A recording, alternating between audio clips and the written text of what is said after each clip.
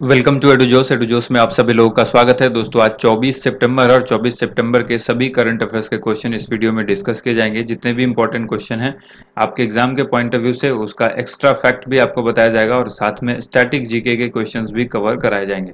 तो वीडियो में लास्ट तक बने रहिएगा। वीडियो पसंद आती है तो उसे लाइक एंड शेयर जरूर कीजिएगा।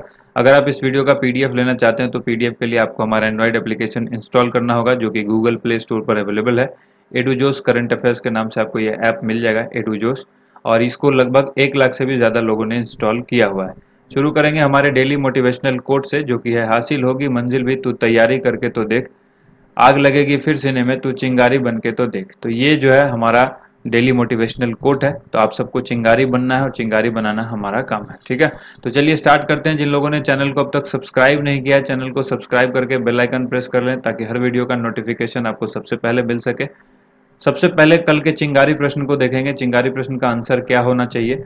हाल ही में भारत का नया वायुसेना प्रमुख किसको बनाया गया है, जो कि 1 अक्टूबर से अपना कार्यभार संभालेंगे, ठीक है। 1 अक्टूबर 2021 से वी आर चौधरी, ठीक है। ऑप्शन ए करेक्ट आंसर हो जाएगा। ये जो है अपना कार्यभार संभालेंगे। अब आज के करंट अफेयर्स देख लेते हैं। प्रतिवर्ष अंतर्राष्ट्रीय सांकेतिक भाषा दिवस कब मनाया जाता है। इस क्वेश्चन का आंसर क्या हो जाएगा। इस क्वेश्चन का राइट आंसर हो जाएगा ऑप्शन बी, 23 सितंबर को international day of sine language 2021 ये मनाया गया है, ठीक है। 2021 किसकी थीम याद रखिएगा, we sign for human rights, ये इसकी जो है थीम है। यह दिन सांकेतिक भाषाओं के बारे में जागरूकता बढ़ाने और सांकेतिक भाषाओं की स्थिति को मजबूत करने के लिए मनाया जाता है। यह दिवस पहली बार साल 2018 में मनाया गया था। करंट अफेयर्स रिवीजन में याद रखना है, हर वर्ष 4 जनवरी को विश्व ब्रेल दिवस मनाया जाता है। ये काफी इंपॉर्टेंट है, सवाल कई बार एग्जाम में पूछा जा चुका है। प्रतिवर्ष 22 सितंबर को वर्ल्ड रीनो डे मनाया जाता है। वर्ल्ड राइनो डे आप इसको याद रखिएगा, वर्ल्ड राइनो डे। और प्रतिवर्ष 21 सितंबर को विश्व अल्जाइमर दिवस मनाया जाता है, जो कि हमने आपको अभी बताया हुआ है, ठीक है। बीते 2 दिन के ही वीडियो में आपको ये सारी चीजें बताई गई है, तो एक बार यहाँ पर हमने रिवाइज किया। अगला जो सवाल है, 23 सितंबर 2021 को प्रधानमंत्री जन आरोग्य योजना PMJAY को कितने साल पूरे हो गए हैं। इस क्वेश्चन को आंसर जो हो जाएगा ऑप्शन नंबर बी, 3 वर्ष पूरे हो गए हैं। क्योंकि इस तरह के सवाल अक्सर पूछा जाता है कि इसकी योजना की शुरुआत कब हुई या फिर इसको कितने साल हो चुके हैं, ऐसे सवाल पूछे जाते हैं, ठीक है। तो ये जो है 23 सितंबर 2018 में ये लॉन्च हुई थी, तो 3 साल पूरे हो चुके हैं, 18 से लेकर 21 तक। हाल ही में देश के प्रमुख स्वास्थ्य कार्यक्रम आयुष्मान भारत प्रधानमंत्री जन आरोग्य योजना को 3 साल पूरे हुए। 2018 में प्रधानमंत्री नरेंद्र मोदी के द्वारा शुरू की गई इस योजना के अंतर्गत लगभग 2 करोड़ 20 लाख लोगों को लाभ मिला। यह जरूरतमंद परिवारों को 5 लाख रुपए सालाना तक का स्वास्थ्य बीमा उपलब्ध कराने वाला विश्व का सबसे बड़ा स्वास्थ्य देखभाल कार्यक्रम है। तो इसमें कई बार पूछा जाता है कितने लाख तक का बीमा होता है। 5 लाख रुपए तक का बीमा होता है साल में, ठीक है। 5 लाख रुपए सालाना, ये भी आप याद रखिएगा। इसके अलावा यह आपको याद रखना है कि इस योजना के अंतर्गत देश भर में 10 करोड़ से अधिक निर्धन परिवारों को इसका लाभ देने का उद्देश्य है। जहां पर अब तक 2 करोड़, यहाँ पर देखेंगे इस योजना के अंतर्गत जो है लाभ कितने लोगों को मिला है, 2 करोड़ 20 लाख लोगों को इसका लाभ मिला है। और यहाँ पर 10 करोड़ का टारगेट है, इतने लोगों को इसका लाभ जो है वो दिया जाएगा। इंपॉर्टेंट फैक्टर यहाँ पर याद रखिएगा, 23 सितंबर 2018 को झारखंड की राजधानी रांची से प्रधानमंत्री जन आरोग्य योजना की शुरुआत की गई थी। कहां से, रांची से। अगला सवाल है, हाल ही में नागरिक उड्डयन मंत्रालय का नया सचिव किसको बनाया गया है। ये नए सचिव बने हैं नागरिक उड्डयन मंत्रालय के, नाम है इनका Rajiv Bansal. Option A correct answer हो जाएगा, राजीव बंसल। के राजा रमन को सचिव दूरसंचार बनाया गया है। सुजाता चतुर्वेदी को युवा मामले के मंत्रालय में खेल सचिव के रूप में नियुक्त किया गया है। राजेश अग्रवाल को विकास और उद्यमिता मंत्रालय के सचिव जो है वो बनाया गया है। ये जो आप देख रहे हैं यहाँ पर नाम जो दिया गया है अलग अलग, इसके बारे में हमने यहाँ पर आपको बताया, जो ऑप्शन थे उसके हिसाब से, ठीक है। करंट अफेयर्स रिवीजन में याद रखना है, हाल ही में वी सोमनाथन को वित्त सचिव नियुक्त किया गया है। वर्तमान में हर्षवर्धन श्रृंगला विदेश सचिव हैं और अजय कुमार भल्ला गृह सचिव हैं और अजय कुमार जो है वो रक्षा सचिव हैं। तो ये तीनों सवाल काफी इंपॉर्टेंट है, इसको आप नोट कर लीजिएगा। अगला सवाल यहाँ पर है, हाल ही में किस देश की प्रधानमंत्री शेख हसीना को SDG प्रोग्रेस अवार्ड से सम्मानित किया गया है। तो आंसर हो जाएगा ऑप्शन नंबर बी, ये बांग्लादेश की प्राइम मिनिस्टर हैं शेख हसीना, इनको SDG प्रोग्रेस अवार्ड जो है वो दिया गया है। हाल ही में सस्टेनेबल डेवलपमेंट सॉल्यूशन, जिसको हम लोग एसडीजी बोलते हैं, और ये जो नेटवर्क है एसडीजी नेटवर्क ने बांग्लादेश की प्रधानमंत्री शेख हसीना को एसडीजी प्रोग्रेस अवार्ड से सम्मानित किया है। उन्हें सतत विकास लक्ष्यों को प्राप्त करने में बांग्लादेश की निरंतर प्रगति के लिए सम्मानित किया गया है। करंट अफेयर्स रिवीजन में याद रखना है, हाल ही में बांग्लादेश के राष्ट्रपिता शेख मुजीबुर रहमान को गांधी शांति पुरस्कार 2020 से सम्मानित किया गया। काफी इंपॉर्टेंट पॉइंट है ये, इसको याद रखिएगा। बांग्लादेश की वैक्सीन वैज्ञानिक डॉक्टर फिरदौसी कादरी को रमन मैगसेसे पुरस्कार 2021 से सम्मानित किया गया है। ठीक है, हाल ही में भारत बांग्लादेश मैत्री सेतु का उद्घाटन किया गया है। इस पुल का निर्माण फेनी नदी पर किया गया है। ये दोनों ही पॉइंट जो है वो काफी इंपॉर्टेंट है आपके एग्जाम से, वीवीआई आप इसको नोट करिएगा, वेरी वेरी इंपॉर्टेंट। किस नदी पर? तो फेनी नदी पर बांग्लादेश और भारत मैत्री सेतु का निर्माण किया गया है। और यहाँ पर याद रखना है डॉक्टर फिरदौसी कादरी को रेमन मैग्सेसे पुरस्कार 2021, ये वैक्सीन वैज्ञानिक है बांग्लादेश की। अगला सवाल है, हाल ही में किसके द्वारा पहले हिमालयन फिल्म महोत्सव का उद्घाटन किया गया? द हिमालयन फिल्म फेस्टिवल, ये पहला हिमालयन फिल्म फेस्टिवल है किसके द्वारा उद्घाटन किया गया, ये सवाल पूछा गया है। अनुराग ठाकुर, ऑप्शन बी इस क्वेश्चन का राइट आंसर हो जाएगा। यहाँ पर याद रखिएगा, केंद्रीय सूचना और प्रसारण मंत्री अनुराग ठाकुर द्वारा पहले हिमालयन फिल्म फेस्टिवल का उद्घाटन हुआ। यह उत्सव जो है 5 दिवसीय था। लद्दाख के लेह में ये आयोजित किया जा रहा है। शेरशाह फेस्टिवल की ओपनिंग फीचर फिल्म, ठीक है, शेरशाह जो है वो फेस्टिवल की ओपनिंग फीचर फिल्म है। ये जो उत्सव की मनाया गया, ये जो जिसका उद्घाटन हुआ लेह लद्दाख में, तो इसमें शेरशाह जो फिल्म है वो फेस्टिवल की ओपनिंग फीचर फिल्म है, ये आपको याद रखना है। महोत्सव के उद्घाटन के मौके पर इसके निर्देशक विष्णुवर्धन और मुख्य अभिनेता सिद्धार्थ मल्होत्रा मौजूद रहेंगे। स्टैटिक जीके में आपको याद रखना है, भारत का सबसे बड़ा राष्ट्रीय उद्यान हेमिस राष्ट्रीय उद्यान यानी हेमिस नेशनल पार्क लद्दाख में स्थित है। करंट अफेयर्स रिवीजन में याद रखिएगा, हाल ही में लद्दाख में दुनिया का सबसे ऊंचा मूवी थिएटर का उद्घाटन किया गया है। कहां पर किया गया? लद्दाख में दुनिया का सबसे ऊंचा मूवी थिएटर। अगला सवाल है, हाल ही में किसने नॉर्वे शतरंज ओपन का खिताब जीता है? नॉर्वे शतरंज ओपन का खिताब जीतने वाले का नाम है डी गुकेश, ऑप्शन ए यहाँ पर करेक्ट आंसर हो जाएगा। ठीक है, भारत के डी गुकेश ने अपना लगातार दूसरा टूर्नामेंट नॉर्वे शतरंज ओपन 2021 मास्टर्स वर्ग जीत लिया है। करंट अफेयर्स रिवीजन में याद रखना है कि तेलंगाना के आर राजा ऋत्विक भारत के 70वें ग्रैंड मास्टर बने हैं और ये सबसे नवीनतम शतरंज ग्रैंड मास्टर हैं। हाल ही में भारतीय मूल के 12 साल के अमेरिकी शतरंज खिलाड़ी अभिमन्यु मिश्रा दुनिया के सबसे युवा ग्रैंड मास्टर बने हैं। काफी इंपॉर्टेंट पॉइंट है।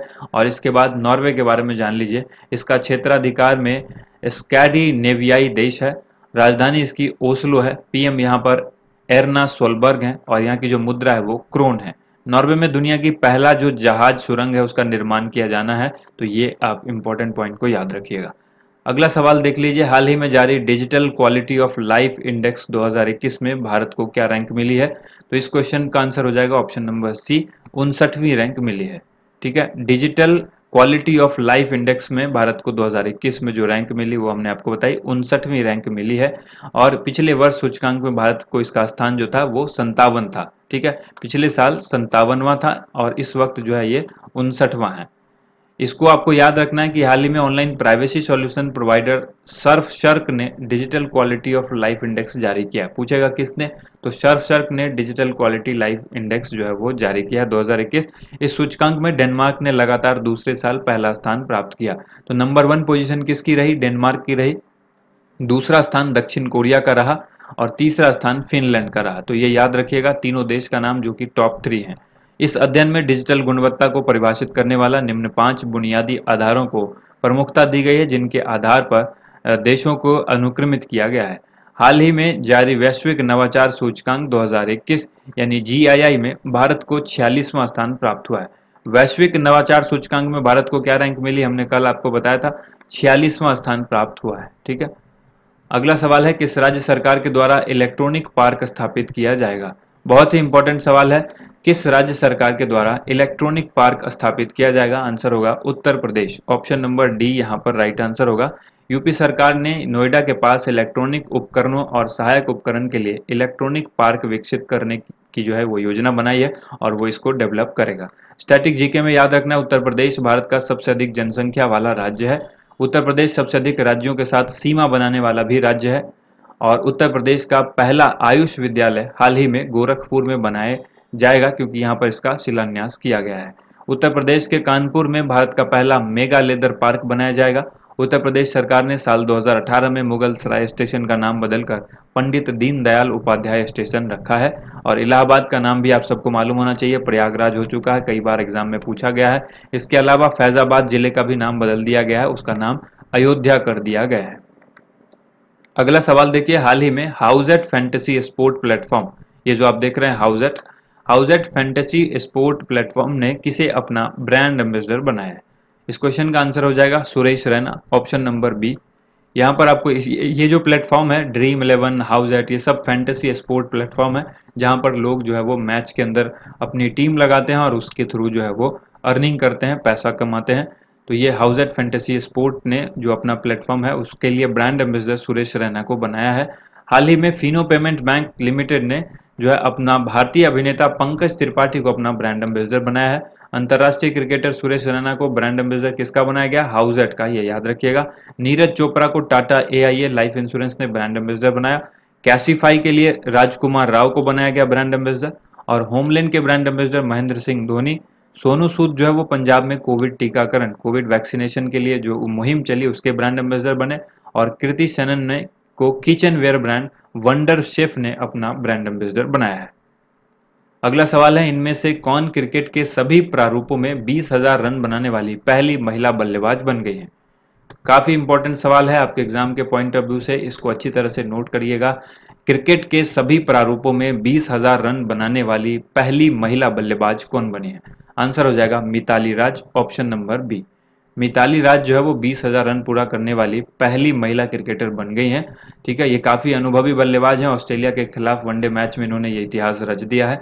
उन्होंने यह उपलब्धि प्रथम श्रेणी लिस्ट A T20 अंतरराष्ट्रीय मैचों के तीनों प्रारूपों में रन बनाकर हासिल की है। करंट अफेयर्स रिवीजन में याद रखिएगा, भारतीय महिला टीम की कप्तान हरमनप्रीत कौर T20 क्रिकेट में शतक लगाने वाली पहली महिला भारतीय बल्लेबाज बन चुकी है। और 2023 ICC महिला T20 विश्व कप के 8वें संस्करण का आयोजन साउथ अफ्रीका में होगा, दक्षिण अफ्रीका में किया जाएगा। अब बारी है एक्स्ट्रा खुराक की। यहाँ पर 6 सवाल आपसे आज पूछे गए हैं। 6 सवाल का आंसर आप वीडियो को रोक करके देने का प्रयास कीजिए, फिर हमारे आंसर से आप मिलान कीजिएगा। काजीरंगा राष्ट्रीय उद्यान किस राज्य में स्थित है? देहिंग पटकाई राष्ट्रीय उद्यान किस राज्य में स्थित है? रायमोना राष्ट्रीय उद्यान किस राज्य में स्थित है? मानस राष्ट्रीय उद्यान किस राज्य में स्थित है? नामेरी राष्ट्रीय उद्यान किस राज्य में स्थित है? डिब्रू सैखोवा राष्ट्रीय उद्यान किस राज्य में स्थित है? अब एक एक करके आंसर देखते हैं, आप मिलान करिएगा। पहला है काजीरंगा, कहां पर है? असम में है। दूसरा है देहिंग पटकाई, कहां पर है? असम में है। तीसरा है रायमोना राष्ट्रीय, कहां पर है? ये असम के अंदर है। चौथा है मानस राष्ट्रीय उद्यान, ये भी असम के अंदर है। नामेरी राष्ट्रीय उद्यान असम के अंदर है। और जो छठा प्रश्न है डिब्रू सैखोवा, ये भी असम के अंदर है। तो ये सभी जो हमने आपको नेशनल पार्क पूछे थे, ये 6 नेशनल पार्क सभी असम स्टेट के अंदर हैं, इसको याद रखिएगा। अब बारी है आज के चिंगारी प्रश्न की, जिसका आंसर आप सभी को कमेंट बॉक्स में लिखना है। ये सवाल हमने आपको पहले बताया हुआ है और वही सवाल पूछे जाते हैं लगभग चिंगारी प्रश्न के अंदर जो हमने आपको पहले पढ़ाया है, चाहे वो स्टैटिक जीके हो या फिर करंट अफेयर्स हो। तो दोनों के क्वेश्चन ही चिंगारी प्रश्न में पूछे जाते हैं। आंसर देने का प्रयास जरूर कीजिएगा। जितने स्टूडेंट वीडियो को देख रहे हैं आंसर जरूर लिखिए अपना कमेंट सेक्शन में। हाल ही में भारत के 70वें शतरंज ग्रैंड मास्टर कौन बने हैं?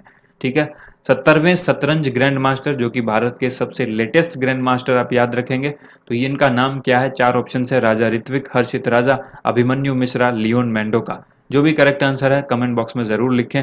उम्मीद करते हैं आप सबको वीडियो पसंद आई होगी। वीडियो को ज़्यादा से ज़्यादा लाइक एंड शेयर कीजिएगा। चैनल से जुड़े नहीं हैं तो चैनल को सब्सक्राइब करके जुड़ जाइए और बेल आइकन को प्रेस करके नोटिफिकेशन पाने के लिए इसको एक्टिवेट कर लीजिए।